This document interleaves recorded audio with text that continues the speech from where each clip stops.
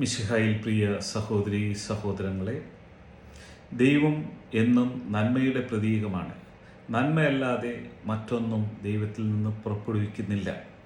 കർത്താവായ ദൈവം തൻ്റെ രൂപത്തിലും സാദൃശ്യത്തിലും മനുഷ്യനെ സൃഷ്ടിച്ചപ്പോൾ മനുഷ്യൻ ഏകനായിരിക്കുന്നത് നല്ലതല്ല എന്ന ആ വാക്യം ഉൽപ്പത്തി പുസ്തകം 2-ാം അധ്യായം 18-ാമത്തെ വാക്യത്തിൽ ദൈവമായ കർത്താവ് അരുളി ചെയ്തു, മനുഷ്യൻ ഏകനായിരിക്കുന്നത് നന്നല്ല, അവന് ചേർന്ന ഇണയെ ഞാൻ നൽകും.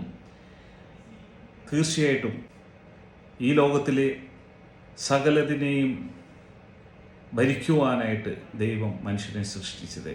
എന്നാൽ മനുഷ്യൻ അതിൽ നിന്നെല്ലാം വിഭിന്നനായി ദൈവത്തിൻ്റെ കൽപ്പനകളിൽ നിന്ന് അനുസരണക്കേടിലേക്ക് പോയപ്പോൾ അവനിലേക്ക് നാശത്തിൻ്റെ അവസ്ഥ വന്നെത്തി.